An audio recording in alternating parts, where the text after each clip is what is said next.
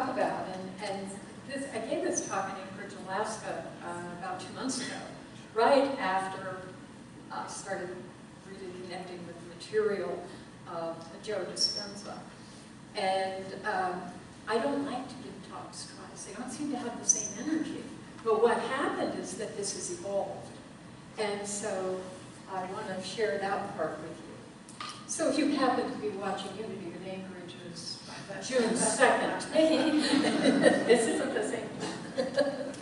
So here's where I want to start. It occurred to me that the title could be, We Don't Know What We Don't Know Until We Know It. And here's a good example. Wanda's not in the room, is she? Oh, that's too bad, because this is all about her. Oh, back middle of July, I got a new car with new technology.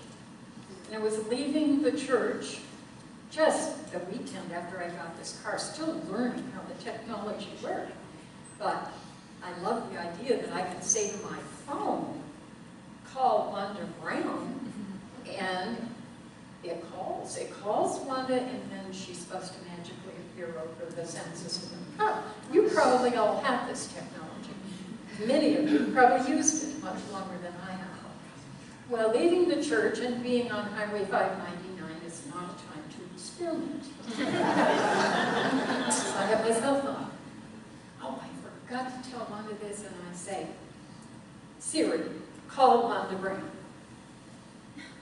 And Siri comes back and says, I named this in my contacts, but it's not Wanda Brown. And I'm thinking, I'm not enunciating clearly enough. So I say it again, and I'm pretty intense. I say, Siri, call Wanda Brown. And Siri comes back. She's getting frustrated with me. And she doesn't say, hey, lady, it's not in there. She just says, do you want Representative Wanda Brown, who's in Congress? I didn't know Wanda had a relative or someone named Wanda Brown who was in Congress. I'll have to tell her now. So, as all Irish people do, I stayed real calm. And I'm thinking, Siri, you have not got it together today. One more time. And I do that. Wanda Brown. Siri argues with me, says, so I think, okay, I better pick this up because I'm supposed to be driving. Right? That's what hands-free driving is about, you know, this Siri business, so I put it down. And when I did get stopped, I say, okay. And I go in my contacts. No one. Apparently, I never put one in my contacts. And see, I did not know what I didn't know. How often does that happen to us? I mean, I know it recurs in my life frequently enough for me to get that I don't know what I don't know. So, when we get that lesson, it feels enlightening. It does to me. I go, oh, okay.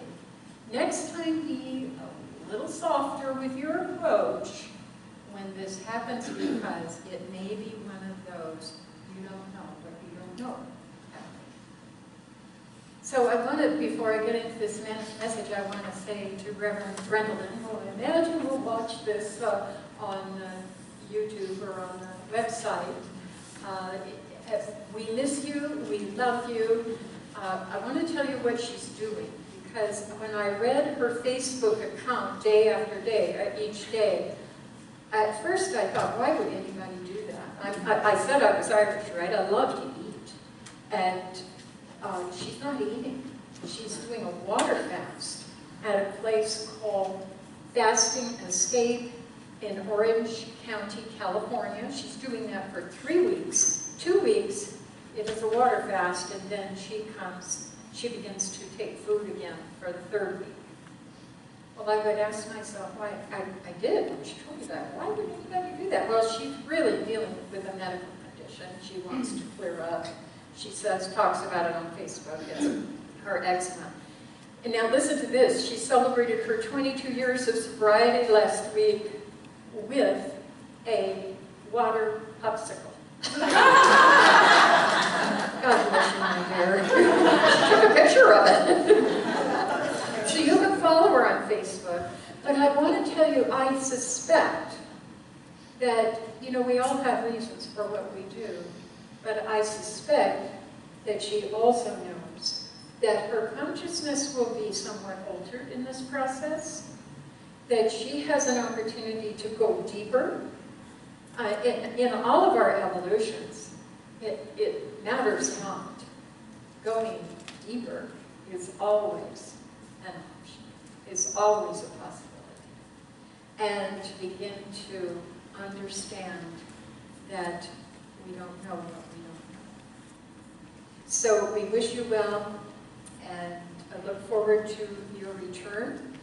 I suspect you are really journeying for deeper consciousness and connecting with your true wisdom. And all of us that have experienced her for a number of years, 25 years she's been here at Unity Santa Fe, understand that she does continue to grow, and that's what sabbaticals are for.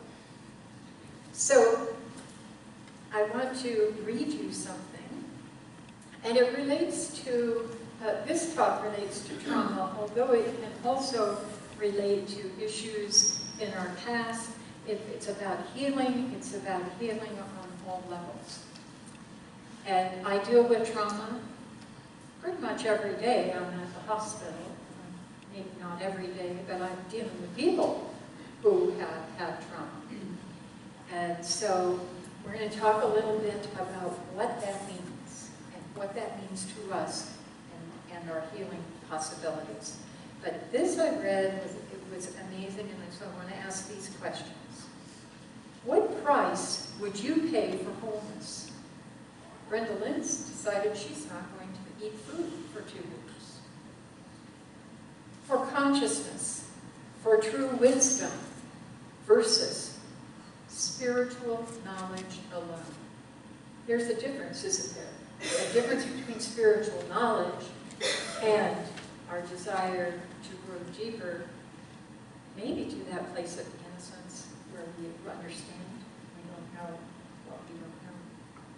Would you pay the price of debilitating illness? What about agonizing chronic pain? Would you pay the price of years of grief or heartbreaking tragedy? My encounters with those who were grieving tells me, and my own grief as well, tells me that those were the times that the gate, the veil, was so thin. I realized I knew nothing. And I realized that the state I was in was a very important time to absorb, to be real, to be authentic. We are so vulnerable in grief because the barriers fall away. More importantly, would you be willing to consciously experience the ache of such realness, deep in your bones, without denying, avoiding, covering, or escaping? Would you be willing to participate with every inch of your being? My experience of grief is that there's no choice, that I'm there. I'm sure many of you have experienced that as well. With enough vulnerability and patience to let it open your heart and rouse your soul, no matter how much it hurts.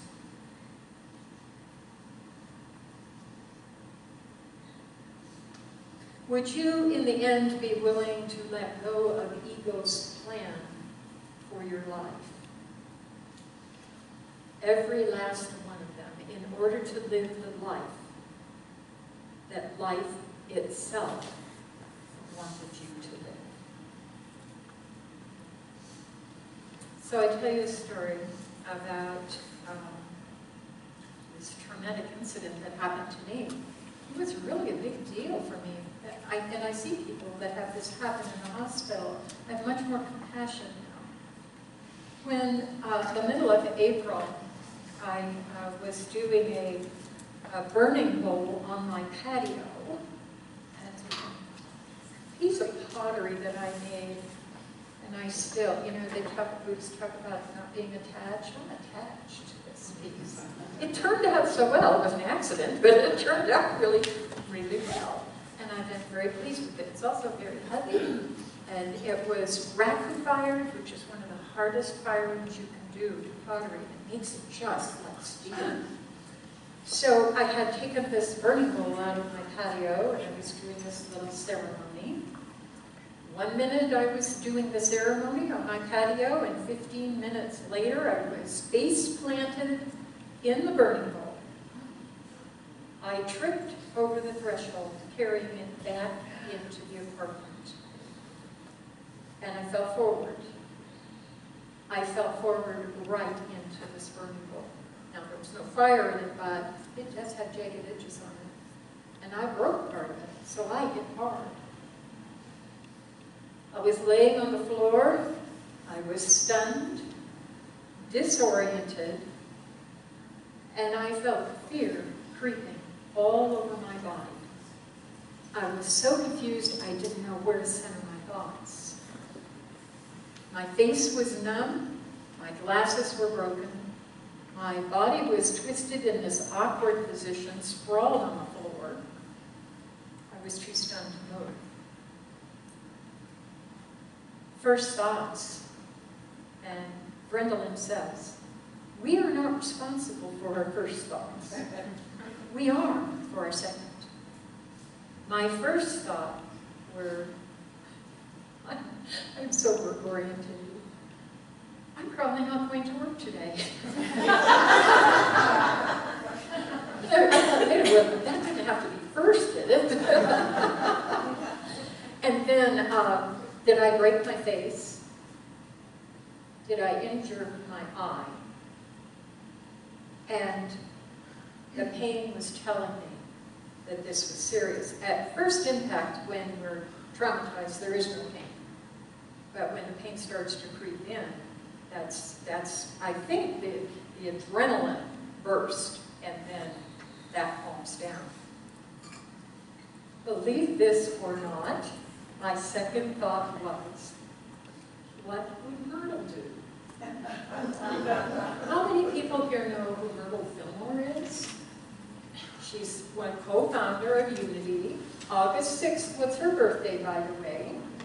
Yeah, I didn't figure out how old she would have been. She was born in 1845 and died in 1931, so some mathematician can tell us.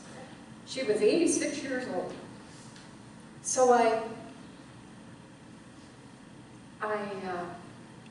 didn't actually think that. I said, lay still. You've got to switch your thoughts. You're in fear. What would Myrtle do? Now, she never wrote about this. She never wrote about falling down and crashing her head on something, so nothing literal, but generally, Myrtle would go inside, and she would say, the journey from our outer turmoil or catastrophe, to journey from our outer turmoil and catastrophe to our inner peace. Myrtle said, way before a lot of people were saying these things, the brain thinks, but the heart knows. She wrote, may my mind know it cannot be limited. If there are any words of limitation in your vocabulary, I invite you to apply an eraser to them. No limitations. May my heart know it cannot be separate. We can't be separate from each other. We can't be separate from the divine. May I know wholeness of being. And probably, if she was here now, she might add, no matter what the appearance.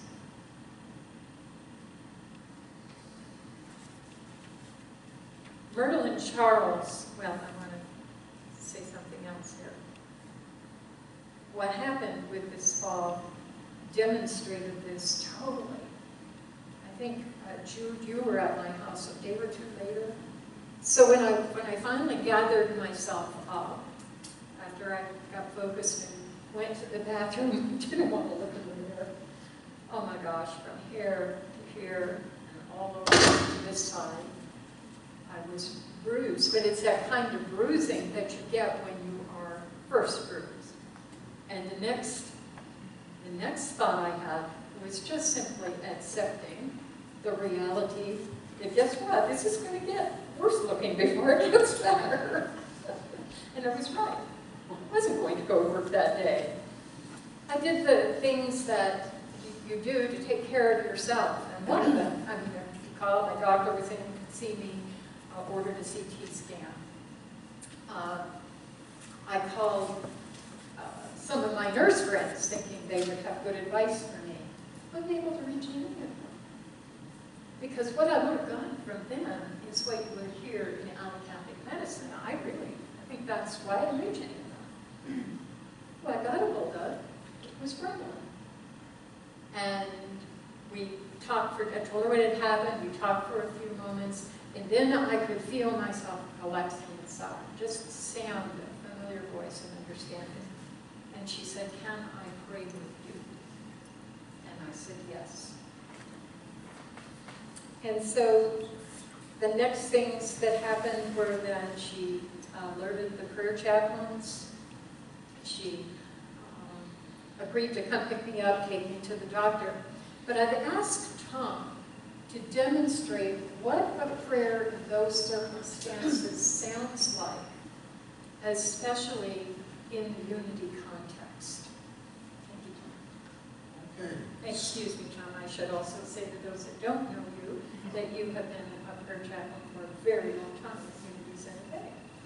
Well, thank you for that, though I have to say my years of service seem so small compared to some of our wonderful chaplains. But, Rev Kathleen, I hear you telling me that you've fallen down and you're really hurting. I hear that, and right now, I know the truth about you. I know that God within you is responding, is bringing you perfect healing, perfect health. God's wisdom is giving you the path to call, the people to participate in your healing, the situations. God's power is moving through you right now and restoring you to perfect health. And God's love is gracefully eliminating and returning to nothingness anything that is contrary to this. I know that right now you are being restored to health. I release this prayer to its perfect outworking in your life right now. I say thank you, God, and so it is. So those were the kind of prayers the prayer chaplain before were saying to support you through this and support you whenever we have prayer requests. That's how we do it. Now, I know you're at Unity, so it's no surprise to you that we would pray at a time like this, and probably no surprise to you that prayer works, right? Right. Because what does it do? It shifts the energy from here. And this is basic 101 in prayer chaplaincy. First day, I think we do this. We move here. It's about a 17-inch journey for most people from the head to the heart. Now, if you've been listening to what Brendalyn's been talking about, you know about heart coherence, right? That's HeartMath, and she demonstrates it frequently. The point is, let's go here instead of here. I know that my mind can create really scary thoughts. I have a great imagination. How about you? So, now here's where Joe just, well, first let me see what I'm doing here. I don't pay attention to notes when I get. Oh, okay. So, fast forward to the 21st century. What Myrtle did is explained, I think, in more detail by Dr. Joe Dispenza. How many of you know about him? Okay. And he's pretty amazing. Would you know that just the week before this happened, I had ordered his book. And it's called Becoming Supernatural, which I thought was really a pretty big title. I didn't know that I wanted to become supernatural, but I sure wanted to know what everyone that was reading him and going to his workshops, I wanted to know more. And what I realized in reading him is that he's the perfect continuum for Myrtle Fillmore's work about healing, and Charles too, but Myrtle is really the one who focused on healing, physical, emotional, spiritual. So this book is right here by my nightstand. And I thought, well, maybe it is time to open the pages, to take a look. So here's what Joe says. And I've only used one quote out of here because the book is so packed full of information about how our physiology works. And it would take a workshop. Maybe we should have one. Maybe we should invite it. So here's what he says that I thought had real value. Cuts right at what we're talking about. When consciousness activates neurological tissue, it creates mind. When consciousness activates neurological tissue, it creates mind. Mind is the brain in action. So if each energy center has a plexus of neurons, then each has its own mind. Or better said, each center has a mind of its own. What activates the mind? What activates the mind is energy with a directive and an intention, a conscious intention. When each of these centers becomes activated, it in turn activates hormones, tissues, chemicals, and cellular functions, and it emits energy. So when I went into different thinking, the whole chemistry of my body changed. When the prayer chaplains were praying for and with me, and Brendalyn, the chemistry changed. So I want to tell you that the result of this activity was that the doctor ordered a CT scan within 4 hours. He's looking at me, and I know when he said, I'm not even going to send an email, I'm going to call. He wanted me to have that CT scan as quickly as I could, because the issue is a brain bleed. And there were no broken bones, no brain bleed. I was at home for 2 days being quiet, resting, and having time to focus on my body and to have time to focus on where my mind was. I returned to work on light duty in a few days, then assumed regular duties. Within 4 weeks, I was amazed at this. It just kept getting better every day. It wasn't like I was going to be stuck in this bruised state for a long time. Within 4 weeks, there was no telling that anything had happened, especially if I wore my glasses, which I don't when I'm walking. That's probably no. So here's another great thing that happened. I was thinking, well, I've been wanting to go back to yoga for a long time. And I read on the website for Yoga Source that there's a thing called restorative yoga. Does anybody else know what that is? So what it is, for those who don't know, it's focused on doing the opposite of activating. In the nervous system, there's the sympathetic nervous system and the parasympathetic. Those who are counselors, psychologists know this better than I do. The sympathetic is the flight, fight, freeze, and that is about fear. I mean, truly, you know, if a bear is on your tail, you do want to move. You do want that. That is helpful. However, not in my circumstance, to have been imagining all about horrific things that could have manifested that as. The parasympathetic does the opposite. It stops. It stops your awfulizing. It stops fear, and it moves into the present. And I believe that really is all about surrender. See, this is what's happening now, like it or not. This is what it is, and I surrender to it. Now what next? So how this is related to restorative yoga is that the poses are all about bringing optimum relaxation to your body. There's no work to it. The work is letting go. The work is allowing. And wow, what a perfect thing for me to do right after a trauma.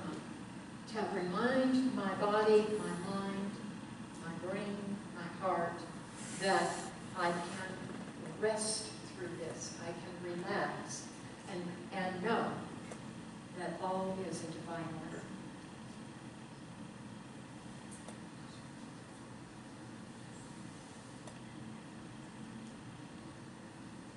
So, Joe Dispenza's got so much in his book, I don't even want to do a book report.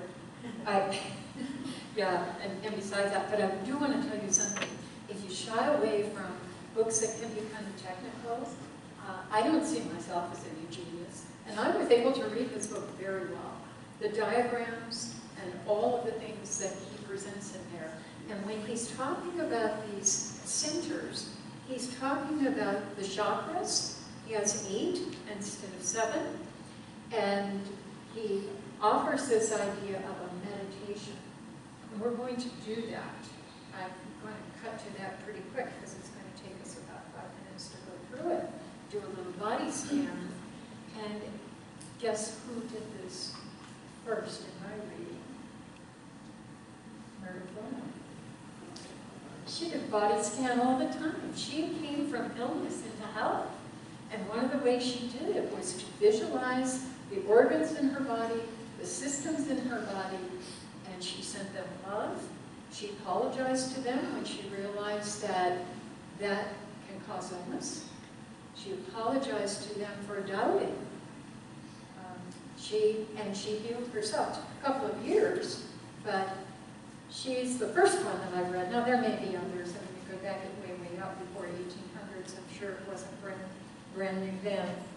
So what I want to do is do this lovely modified meditation, the one that Joe Dispenza does. You can download on his website. It's 45 minutes long. And so I encourage you to do that. I think he charges $13 and it's a recording. And I'm going to do it just to play with it. But I've modified this a little bit. So before we go into shared prayer and meditation, I want to tell you that the lessons I learned, and I'm still learning or relearn, things are not as they appear. How many other people know that? I mean, you've experienced it. Things are not as they appear. Be deliberate with your thoughts. Be kind to yourself in all circumstances. You know you're speaking to God when you're speaking to yourself. Because we are all an extension. We are all remnants of ego. Find the lesson in every event. It may not come immediately. Mine didn't come. The big lesson on this did not come until I was working with this today. And it was this. How interesting that the information that I want to have about healing has to do with the mind and the body, synchronicity, and how that works in the heart. And where did I get into? Right here in my head. It's not all about what we think. It's not all about what's in our brain. It's a whole system running. So we dim the lights, and I'll go sit in, and we'll guide you through this meditation. Reverend Brendalyn, we send you our love, our support as you travel even deeper into your awareness and wisdom. So take a moment to align yourself. Posture is kind of important if you feel like you can want to sit more up, more erect, and take a breath or two. I encourage you to have the out-breath extend longer than the in-breath. We actually know that when the out-breath is done, it activates the parasympathetic nervous system.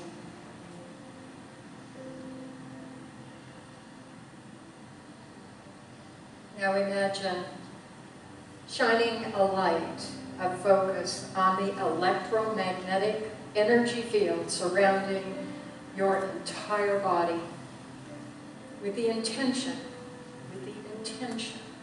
of building and renewing heart-centered coherence in each center as we work through the chakras, or the energy centers.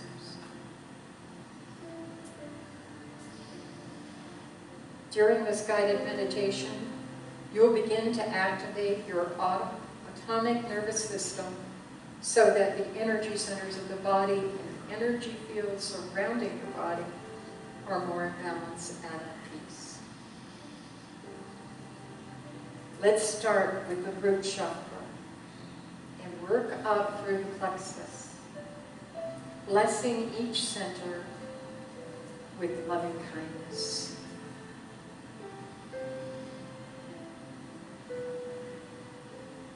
The sexual glands are located in the root chakra. Just allow yourself, you don't have to do anything, just allow yourself to pause there long enough to send light, send love, and amazing energy.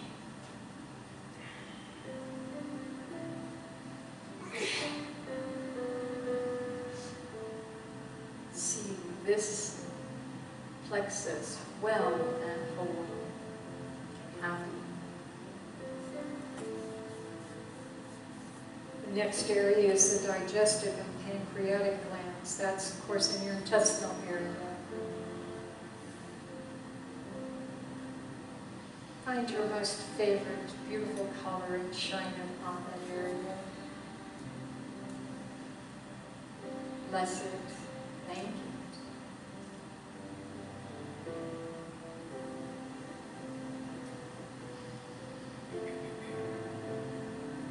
Just behind the navel area are the adrenal glands. Focus there.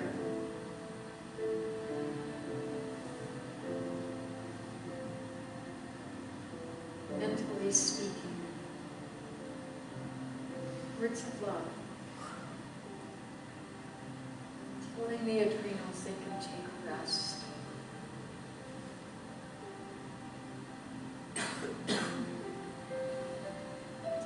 The heart area is the thymus gland. Glands are energy centers. As you speak to your heart, to the thymus gland, feel the loving words flowing from that area.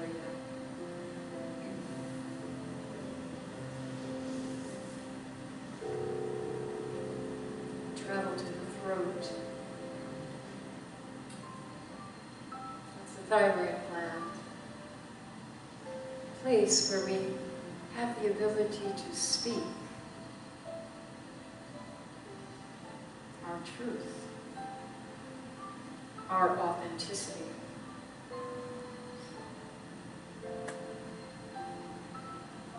Bless it. The gland right behind the nose is the pineal gland. We send it light and love. It's such a tiny little gland, and it's so important to our whole body, heart, and soul.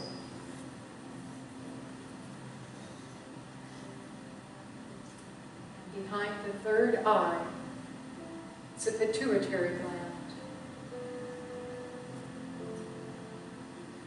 Another important, like all of them, control center. Feel the energy behind. Up in the third eye area, just feel that resonating, expanding. Electronic field around your heart.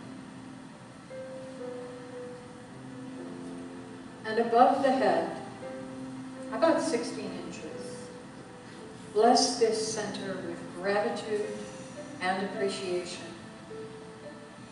Gratitude is the ultimate state of receivership. It is the place of download from the quantum field.